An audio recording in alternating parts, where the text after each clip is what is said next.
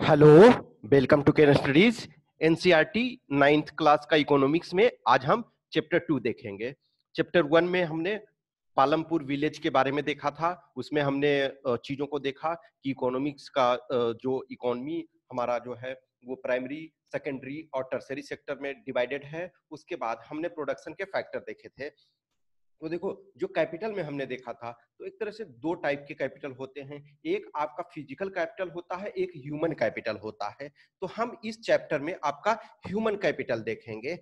ठीक है, तो ह्यूमन कैपिटल में है पीपल एज रिसोर्स।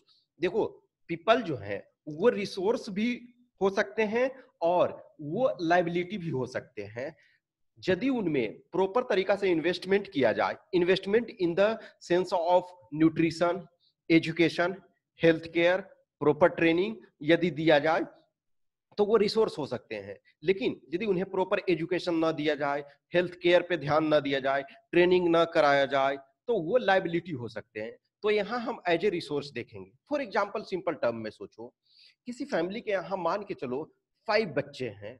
आज के डेट में ऑब्वियसली है 2 होना चाहिए, लेकिन सॉरी टू से, लेकिन मान के चलो जस्ट थोड़ी देर के लिए कि 5 बच्चे हैं। अब वो 5 बच्चों को प्रॉपर उसने एजुकेशन दिया और पांचों आईएएस ऑफिसर बन गए, तो समझ सकते हो उस आदमी का प्रोस्पेरिटी का क्या होगा।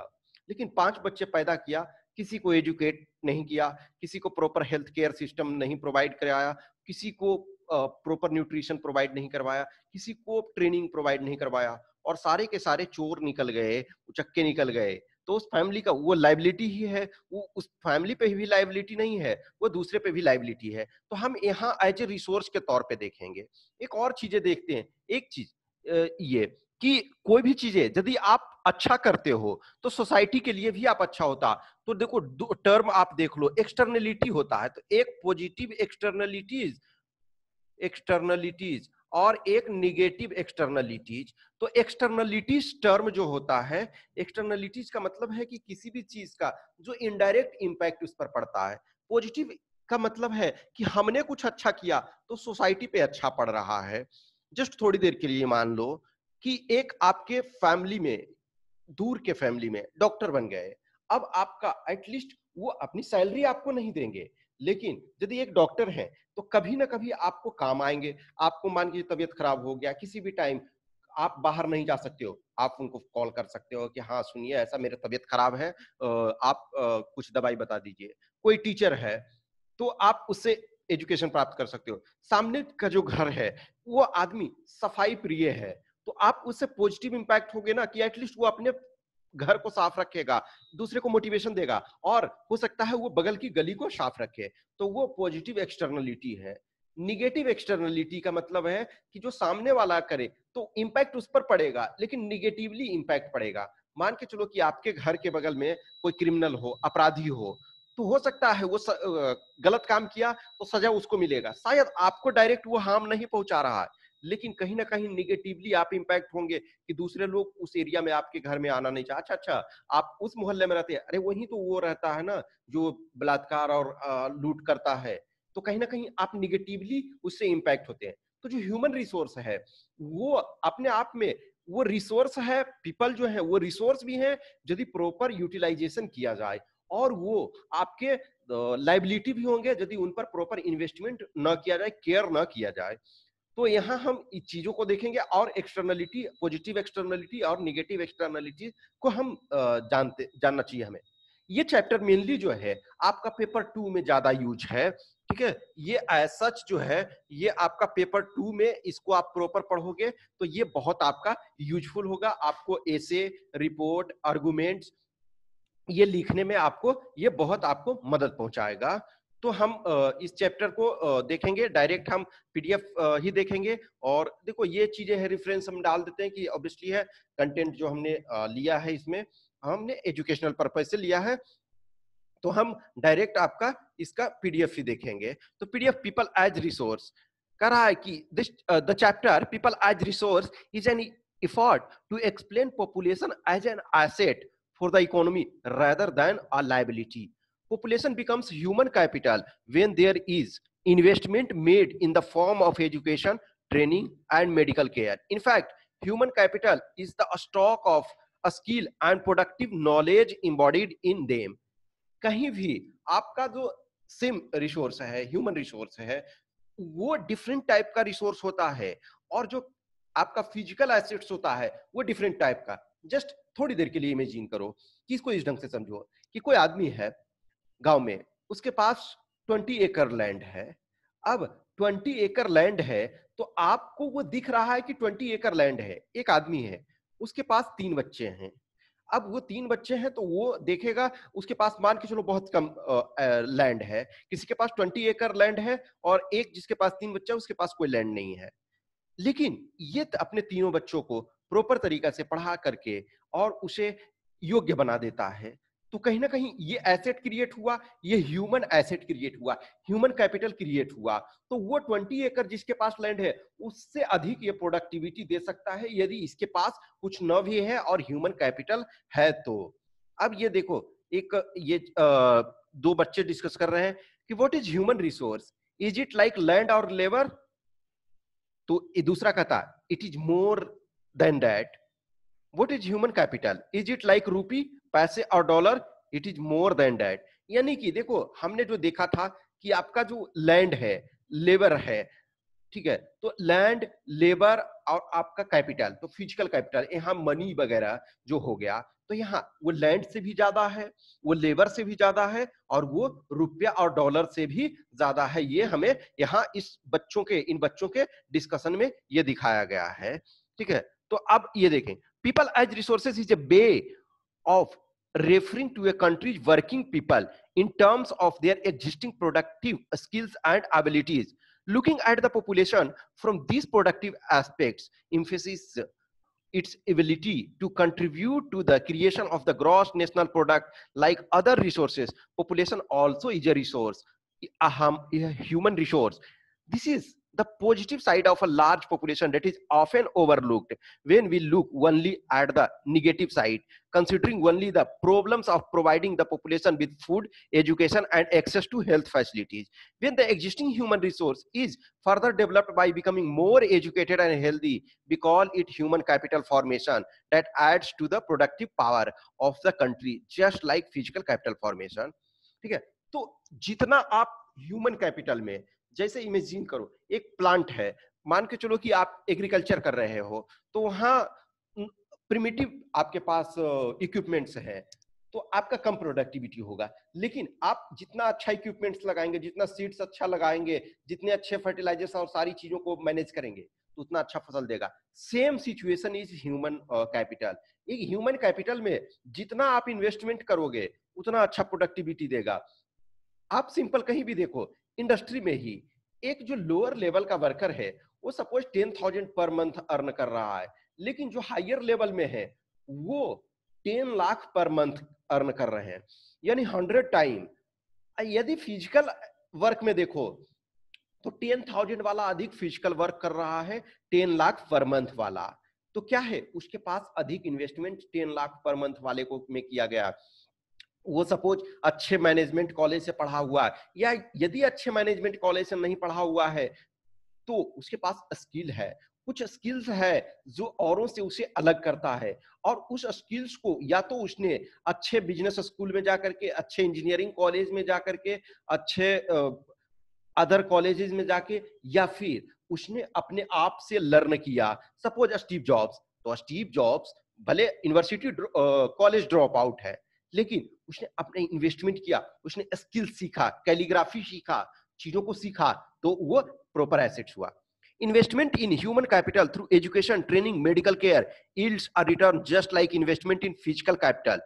This can be seen directly in the form of higher incomes earned because of higher productivity of more educated or the better trained person, as well as the higher productivity of healthier people. अब कह रहा है कि latest discuss, आप ये चीजें करोगे, देखो ये सारी जो है मेडिकल फैसिलिटी है, आपका एज ए टीचर है, फिर आपका डिफरेंट सिलाई मशीन और ये चीजें किया जा रहा है। Looking at the photograph, can you explain how a doctor, teacher, engineer and a tailor are the asset of the economy? Obviously देखो, ये मैंने बताया ना कि ये चैप्टर आपका पेपर 1 से अधिक जो है आपका पेपर 2 में आपको मदद करेगा। Not only do the more educated and healthier people gain through higher incomes, society also gains in other indirect ways because of advantage of a more educated or a healthier population spreads to those also who themselves were not directly educated or given health care. ये हमने जो externality बताया वो positive externality and negative externality. तो जैसे कोई भी अच्छा ये एजुकेशन प्राप्त किया, एक डॉक्टर बन गया, एक इंजीनियर बन गया, तो वो जो क्या है कि प्रॉपर तरीका से वो सोसाइटी को आपका हेल्प करेगा, ठीक है ना? तो ये आपका है।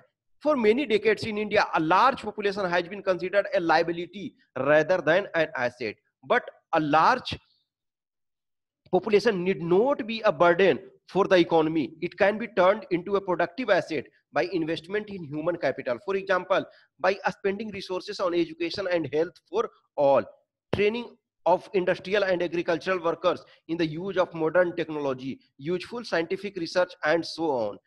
The two following cases illustrate how people can try to become a more productive resources.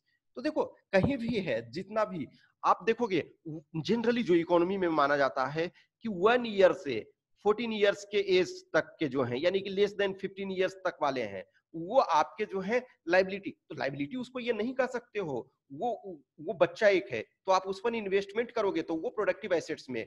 जो हमारा डेमोग्राफिक डिविडेंड, एक टर्म आता है डेमोग्राफिक डिविडेंड।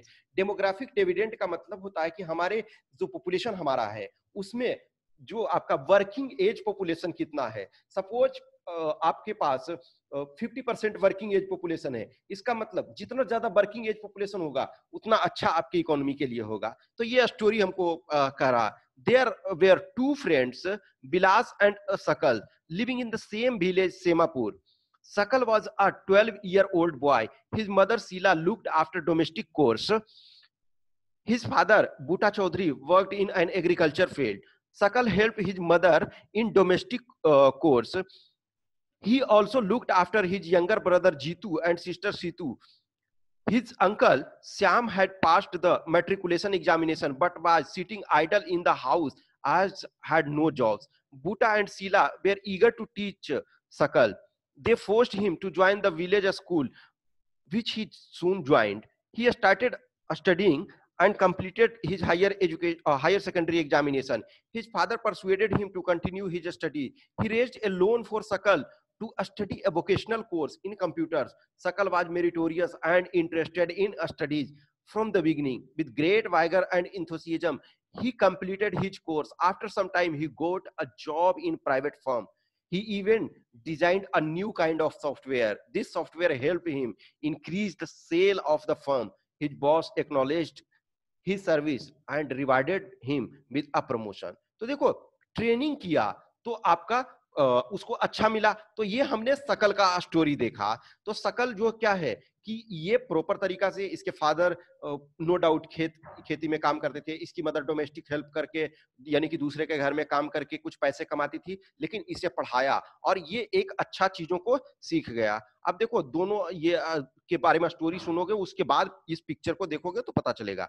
अब है Bilas. Bila was an 11-year-old boy residing in the same village as Sakal. Bila's father Mahesh was a fisherman. His father passed away when he was only 2 years old. His mother Geeta sold fish to earn money to feed the family. She bought fish from landowner's pond and sold it in nearby mandi. She could earn only 150 a day by selling fish. Bila became a patient of arthritis. His mother could not afford to take him to the doctor.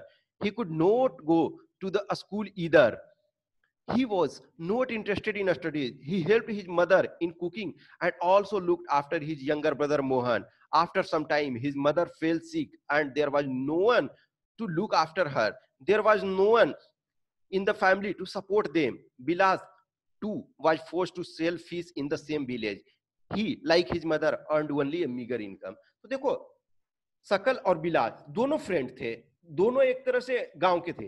अब क्या है कि आपका सकल जो है वो पढ़ लिख करके सॉफ्टवेयर भी बनाया उसने और वो अच्छा खासा अर्न करने लगा।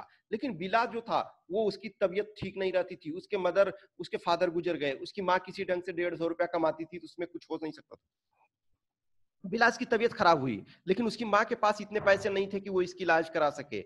उसकी स्थिति वही बुरी रही। तो ये हुआ आपका कैपिटल, ह्यूमन कैपिटल में। अब देखो ये कह रहा है ना, do you notice the difference between the two friends, what are those? Obviously है आपका। अब ये एक्टिविटी कर रहा है कि गांव में जाएं या स्लम एरिया में जाएं और चीजों को स्टडी करें, ठीक है ना। In the two case studies we saw Sakal went to a school and Bila did not go. Sakal was physically strong and healthy. There was no need for him to visit the doctor frequently. Bila was a patient of arthritis. He lacked the means to visit the doctor. Sakal acquired a degree in computer programming. Sakal found a job in the private firm while Bila continued with the same work as his mother. He earned a meager income like his mother to support a family. In the case of Sakal, several years of education added to the quality of labor. This enhanced his total productivity. Total productivity adds to the growth of the economy. This in turn pays an individual through salary or in some other form of his choice. In case of Bila, there could not be any education or health care in the early part of his life. He spends his life selling fish like his mother.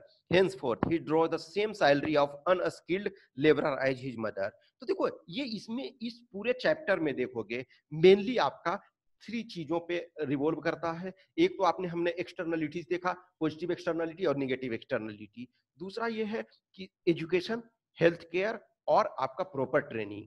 जिसे अच्छा health care मिला, health care facility, यानी कि अब उससे ऐसा नहीं है जो ऑलरेडी हेल्दी है तो उसको कोई जरूरी है नहीं है डॉक्टर के पास जाना।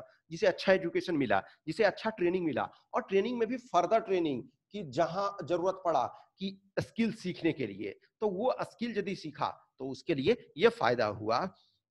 अब यही चीजें पे आपका है कि देखो न्यूट्रिशन आपको उसको चाहिए, हाइजीनिक इन्वायरमेंट चाहिए, प्रॉपर केयरिंग पेरेंट्स चाहिए जो कि उन चीजों को ये कर सके। अब देखो economic activity by main and women, तो देखो बहुत सारे हमारे एक्टिविटीज हैं। हमने कल ही देखा था जो पहला फर्स्ट जो लेक्चर था पालमपुर विलेज वाला स्टोरी वाला, तो उसमें क्या है कि जो मेन हमारा इकोनॉमिक एक्टिविटी है वो प्राइमरी, सेकेंडरी एंड टर्सरी में आपका, प्राइमरी, सेकेंडरी और टर्सरी में डिवाइडेड आपका है, ठीक है ना। तो ये आप देख रहे हो प्राइमरी, सेकेंडरी और टर्सरी। अब प्राइमरी सेक्टर इंक्लूड्स आपका क्या है कि जो एग्रीकल्चर है, फॉरेस्ट्री है, एनिमल हस्बेंड्री है, फिशिंग है, पोल्ट्री है, फार्मिंग, माइनिंग एंड क्वेरिंग। ये देखो डायरेक्ट आपका पूछता है कि इसमें से which of the following are primary sector और which of the following are secondary sector. तो सेकेंडरी सेक्टर आपका ये मैन्युफैक्चरिंग जो है वो सेकेंडरी में आपका है। Trade, transport, communication, banking, education, health, tourism, services, insurance are tertiary sector है, ठीक है। तो the activity in this sector result in the production of goods and services. These activity add value to the national income. These activities are called economic activities. Economic activity has two parts, market activity and non-market activities. तो देखो कहीं भी generally जो economic activity है उसमें होना चाहिए कि प्रोडक्शन के फैक्टर हैं और उसमें बेस पेमेंट किया जा रहा है। जैसे आपकी माँ आपके लिए खाना बना रही है तो वो जनरली इकोनॉमिक एक्टिविटी में ट्रीट नहीं किया जाता है। तो कह रहा है कि इकोनॉमिक एक्टिविटी में टू पार्ट्स होता है, एक आपका मार्केट एक्टिविटी एंड दूसरा non market activity. Market activity का मतलब है remuneration to anyone who performs, that is activity performed for pay और profit. These includes production of goods and services, including government services. Non-market activity are production for self-consumption. This can be consumption and processing of primary products and on account production of fixed asset. तो देखो एक है non market, जो market में जैसे एक किसान के बारे में कल हमने देखा कि कुछ किसान जो है बड़े किसान है वो अपना अच्छा खासा सरप्लस जो है वो शहर में जाकर के बेचते हैं, तो वो क्या है मार्केट के लिए वो प्रोडक्शन उनका है। लेकिन जो छोटे किसान है, मंझोले किसान है, मीडियम किसान है, तो वो उनके पास लिमिटेड सरप्लस होता है, मैक्सिमम वो अपना कंजम्पशन करते हैं। तो ये आप अपना है कि गांव वगैरह में ये विजिट करें। Due to historical and cultural reasons there is a division of labor between men and women in the family. Women generally look after domestic chores and men work in the fields. Sakal's mother Sheila cooks food, cleans utensils, washes clothes, cleans the house and look after her children. Sakal's father Bhuta cultivates the field, sells the produce in the market and earns money for the family. तो देखो अब शीला जो है, तो शीला को पैसे नहीं मिलता है। अब ऑब्वियसली वो घर की काम करती है, वो खाना बनाती है, बच्चों की केयर करती है, ठीक है ना? तो women are not paid for their service delivered in the family. The household work done by women is not recognized in national income. तो वो जो आपका प्रॉपर इकोनॉमिक एक्टिविटी में शामिल नहीं किया जाता है, नेशनल इनकम में शामिल नहीं किया जाता है। वही यदि किसी की माँ है, वो किसी होटल में खाना बनाती है या किसी के यहाँ जा करके, जैसे एज ए स्टूडेंट आप रहे होंगे, तो बहुत सारे लोग हैं जो खाना बनवाते हैं। तो बाहर से आप जिसको, तो वो मान के चलो कोई लड़की आ रही है, कोई लेडी आ रही है, कोई आंटी आ रही है, या कोई लड़का आ रहा है, कोई अंकल आ रहा है खाना बनाने के लिए, तो यदि आप उनको पैसे पे कर रहे हो तो वो इकोनॉमिक एक्टिविटी में आ रहा है। लेकिन वो जो सिस्टर है, आंटी है, जो लड़की है वो खाना बनाने आ रही है, तो वो उसको इकोनॉमिक एक्टिविटी में काउंट होगा। लेकिन वो खुद भी घर में खाना बना रही है अपने फैमिली के लिए, तो वो जो अब अपने फैमिली में बना रही है, तो वो इकोनॉमिक एक्टिविटी में नहीं होगा। लेकिन आपका जो गीता है, मदर ऑफ बिला, तो वो फिश बेच करके अर्न करती है, तब उसका जो है पेड में आता है। तो जनरली हमारा जो सोसाइटी इस ढंग से है कि आप इंडिविजुअली ऐसा फैमिली में आप देखोगे, जिस फैमिली में जनरली जो मीडियम फैमिली बिलोंग करती है, तो जो मेल है वो मनी अर्न करते हैं, और फीमेल जो है तो वो घर का केयर करती हैं। तो ऐसा नहीं है, दोनों कहीं ना कहीं कंट्रीब्यूट कर रही हैं, लेकिन ऐसा जो इकोनॉमिक एक्टिविटी में है, तो जो मनी अर्न कर रहा है वो उस चीज को ये कर रहा है। लेकिन आज के डेट में जो बहुत सारे फैमिली में इनफैक्ट देखोगे कि बहुत सारी महिलाएं जो है वो पुरुषों से अधिक अर्न कर रही हैं, तो उनका अ, ये जो है इकोनॉमिक एक्टिविटी में काउंट होगा। अब है क्वालिटी ऑफ पॉपुलेशन। तो क्वालिटी ऑफ पॉपुलेशन में वही है कि आपका जिनका लिटरेसी रेट अच्छा है, हेल्थ अच्छा है, आपका लाइफ एक्सपेक्टेंसी अच्छा है, स्किल फॉर्मेशन, तो ये आपका, तो एजुकेशन देखो हमने ऑलरेडी स्टोरी से देख लिया था, एजुकेशन आपका है, ट्रेनिंग वगैरह है, तो ये सारी चीजों को आप देखोगे। अब है ये डिस्कस ये करना है। अब देखो, study the graph and answer the following question. Has the literacy rates of population increase since 1951? Obviously है, 1951 में बहुत कम आपका लिटरेसी रेट था। इनफैक्ट देखोगे कि कुछ एरिया में लेस देन 5% थे। आज हमारा जो नेशनल लिटरेसी रेट है, तो वो आपका 75% 2074 समथिंग हो गया है 2011 सेंसस के अनुसार। 2021 सेंसस होगा तो उसमें 80 प्लस हो जाएगा, तो मेनी टाइम्स बढ़ा है। In which year India has the highest literacy rate? तो ऑब्वियसली है, अब फिलहाल जो है वर्तमान में जो चल रहा है वो हमारा है। Why literacy rate is high among the males in India?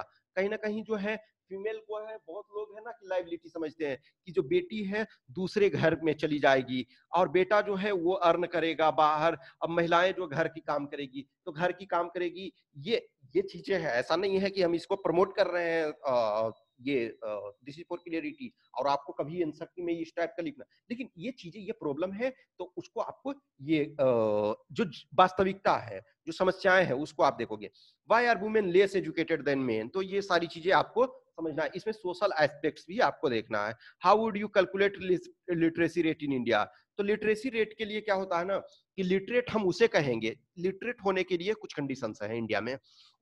पहला, आपका जो एज होना चाहिए 7 ईयर्स या 7 ईयर्स से अधिक होना चाहिए, 7 ईयर्स या उससे अधिक। दूसरा है, आप किसी भी एक लैंग्वेज में पढ़ना लिखना जानते हैं विद समझ के साथ। What is your projection about India literacy rate in 2020?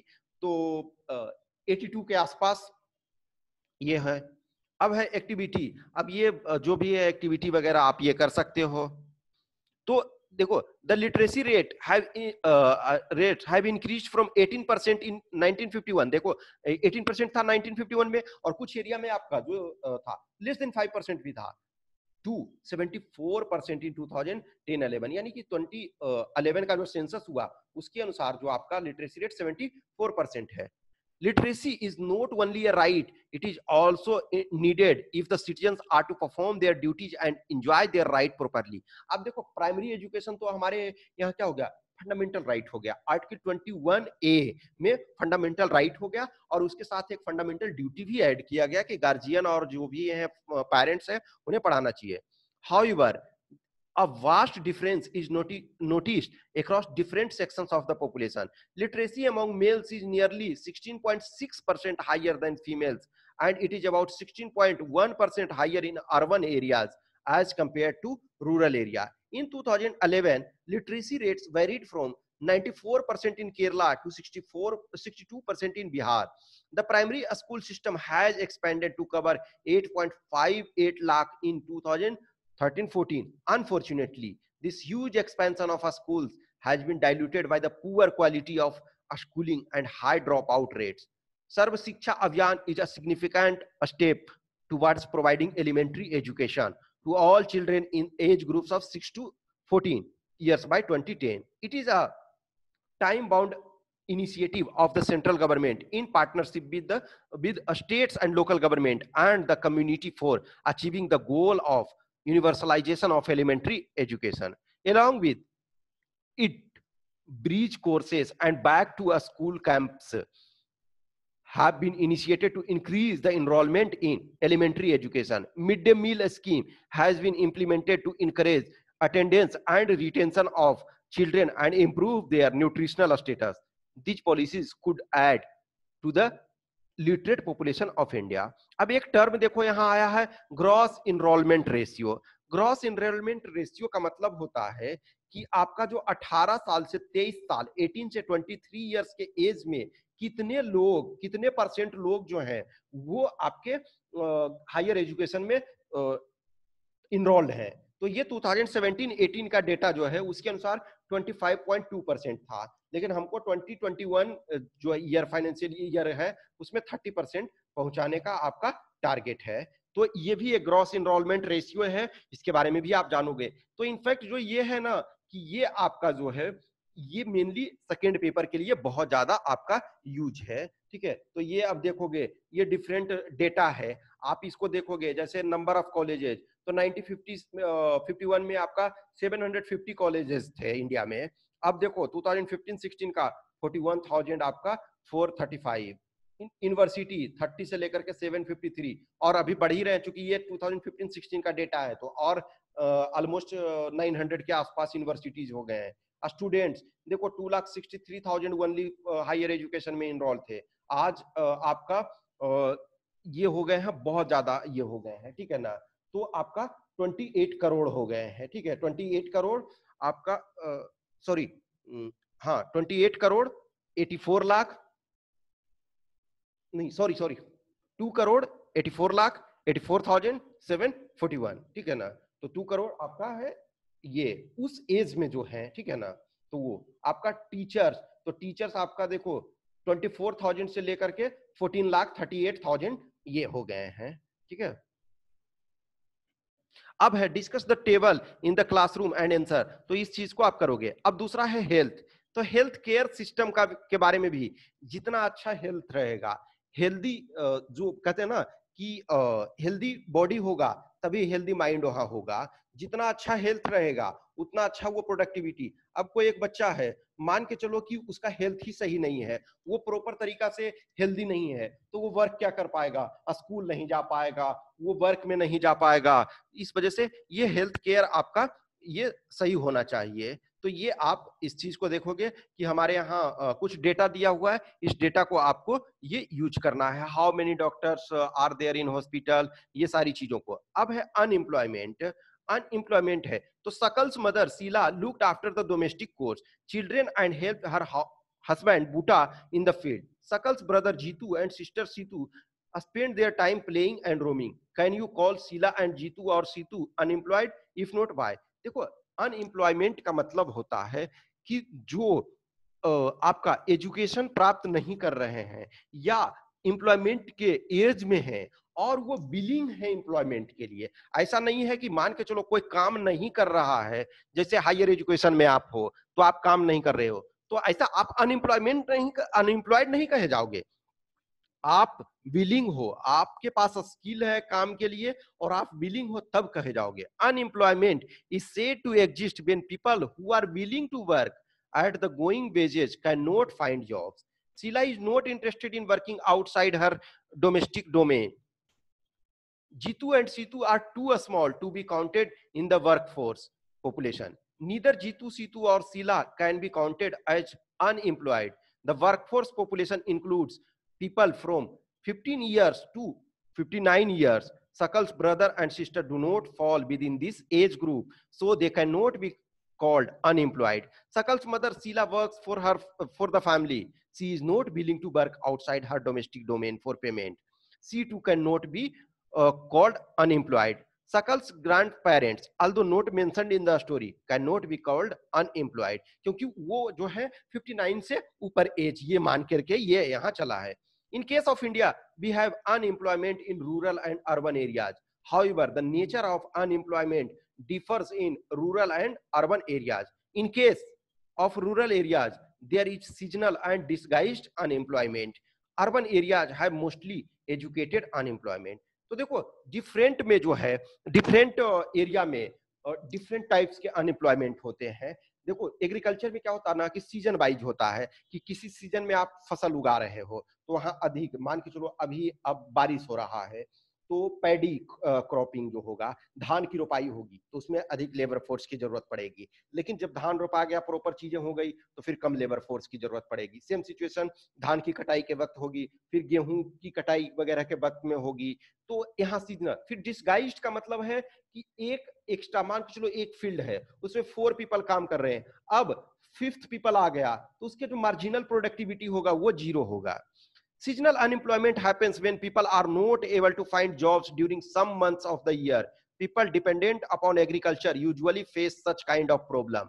There are certain busy seasons when sowing, harvesting, bedding and threshing is done. Certain months do not provide much work to the people dependent on agriculture. In case of disguised unemployment, people appear to be employed. They have agriculture plot where they find work. This usually happens among family members engaged in agriculture activity. ये इसका मतलब वही है ना जैसे हमने बोला ना कि 4 पीपल उसमें काम कर रहे हैं, पांचवा आ गया तब भी प्रोडक्टिविटी नहीं बढ़ रहा, यानी जो मार्जिनल प्रोडक्टिविटी है वो आपका जीरो है. ठीक है. तो आपका जो है देखो यहाँ कह रहा ना कि अनएम्प्लॉयड यदि है, अनएम्प्लॉयमेंट यदि एक्स्ट्रा है, मान के चलो ना कि 10 आदमी बैठे हुए हैं कोई काम नहीं कर रहे हैं तो वो कहीं ना कहीं डिप्लेशन ऑफ रिसोर्सेस है ना, वेस्टेज ऑफ मैन पावर है. वो यदि काम करते तो रिसोर्स जनरेट होता, वो दूसरे को भी उससे फायदा मिलता. तो ये इस चीज को ये आप देख लोगे. अब एक स्टोरी कह रहा है कि विलेज का एक स्टोरी है, ठीक है ना, इसको हम देख लेंगे. There is was a village inhabited by several families. Each family produced enough to feed its member. Each family met its need by the members making their own clothes and teaching their own children. One of the families declared to send one of its son to an agriculture college. The boy got his admission in the nearby college of agriculture. After some time, he became qualified in agro engineering and came back to the village. He proved to be so creative that he could design an improved type of plow, which increased the yield of wheat. Thus, a new job of agro engineer was created and filled in the village. The family in the village sold the surplus in a nearby neighboring village. They earned good profit, which they shared among themselves. Inspired by this success, all the families after some time held a meeting in the village. Okay. They all wanted to have a better future for their children too. They requested the panchayat to open a school in the village. They assured the panchayats that they would all send their children to a school. The panchayat, with the help of government, opened a school. A teacher was recruited from a nearby town. All the children of this village started going to a school. After some time, one of the families gave training to his daughter in tailoring. She started stitching clothes for all the families of the village, for everyone now wanted to buy and wear well-tailored clothes. Thus, another new job, that is of a tailor, was created. This had another positive effect. The time of the farmers in going far for buying clothes was saved. As the farmers spent more time in the field, the yield of farms went up. This was the beginning of prosperity. The farmers had more than what they could consume. Now they could sell what they produced to others who came to their village markets. Over time, this village, which formerly had no job opportunities in the beginning, had many like teacher, tailor, agro engineer, and many more. This was the story of a simple village where the rising level of human capital enabled it to evolve into a place rich with complex and modern economic activities. तो देखो ये एक चीजें है कि देखो एक चीज से दूसरे चीज में फायदा होता है, ठीक है ना। तो आपका क्या है कि मान के चलो एक इंजीनियर बना, उसने हेल्प किया, फिर एक टेलर बना, उसने हेल्प किया, फिर आप देखोगे और है कोई एक व्हीकल खरीद लेगा, एक गाड़ी खरीद लेगा, ट्रांसपोर्टेशन में उसको हेल्प होगा। तो ये सारी चीजें जो है वो कहीं ना कहीं एग्रीगेट में हेल्प करता है। तो I hope you enjoyed this session. यदि आपको कुछ भी क्वेश्चन क्यूरी है तो आप कमेंट बॉक्स में डालें, और या हमें इस व्हाट्सएप नंबर पे आप संपर्क कर सकते हैं, और बहुत जरूरी हो तो कॉल कर सकते हैं। जिनको भी टेस्ट देना है तो आप केन स्टडीज पे जाकर के टेस्ट दे सकते हैं। कंटिन्यू देखो, ये जो है मैं इस वजह से एनसीईआरटी बोलता हूं ना कि आपका पेपर वन, दोनों पेपर, बोथ पेपर को बैलेंस करके चलना है। तो पेपर वन में भी और पेपर टू आपको क्वालिफाई करना है तो दोनों को बैलेंस करोगे। या आप एक्सेलेंट हो, मान के चलो 150 पेपर वन में ला रहे हो तो ठीक है, पेपर टू में जस्ट क्वालिफाई भी कर गए, 50 प्लस कोई भी मार्क्स आ गया तो आप क्वालिफाई करने का आपके पास बहुत अच्छा चांसेस है। लेकिन मैं समझता हूँ कि बेटर है कि आपको बैलेंस करके चलना है। यदि अच्छा लगता है तो लाइक करें, कमेंट करें, अपने दोस्तों के साथ शेयर करें, और हमारा चैनल को सब्सक्राइब करें यदि नहीं किया है तो।